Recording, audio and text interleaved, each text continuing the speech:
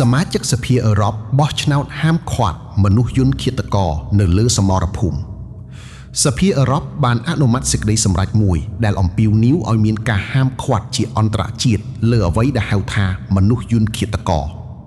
វាមានគោលបំណងទប់ស្កាត់ការអភិវឌ្ឍនិងការប្រើប្រាស់ប្រព័ន្ធអាវុធស្វ័យប្រវត្តិដែលអាចសម្លាប់មនុស្សដោយគ្មានអន្តរាគមន៍ពីមនុស្សកាលពីខែមុនការពិភាក្សានៅអង្គការសហប្រជាជាតិបានបរាជ័យក្នុងការឈានដល់ការឯកភាពគ្នាលើបញ្ហានេះ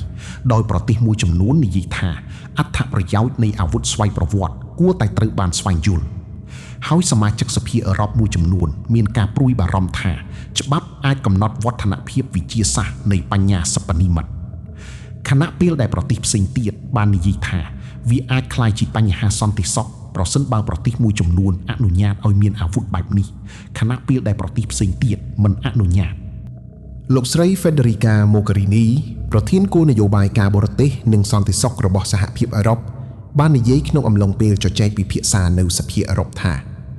ខ្ញុំដឹងថារឿងនេះអាចមើលទៅដូចជាការជជែកពិភាក្សាអំពីអនាគតដ៏ឆ្ងាយឬអំពីរឿងប្រឌិតវិទ្យាសាស្ត្រវាមិនមែនទេលោកស្រី Bodil Valero អ្នកនាំពាក្យគោលនយោបាយសន្តិសុខសម្រាប់ក្រុម Greens EFA របស់សភាអឺរ៉ុបបាននិយាយថាប្រព័ន្ធអាវុធស្វ័យប្រវត្តិត្រូវតែហាមឃាត់ជាអន្តរជាតិ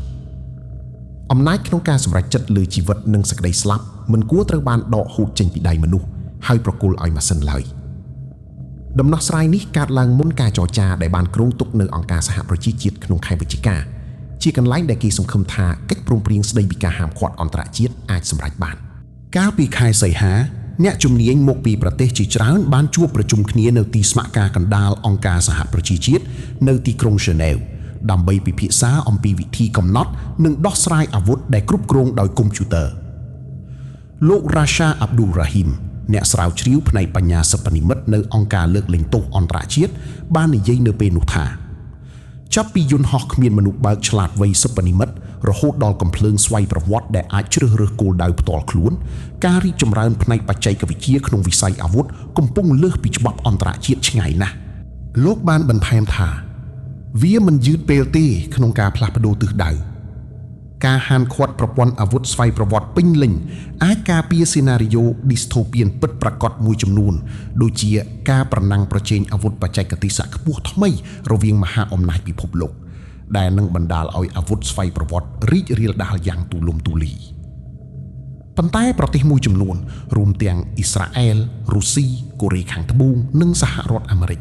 បានប្រឆាំងនឹងវិធានការថ្មីនៅក្នុងកិច្ចប្រជុំខែសីហា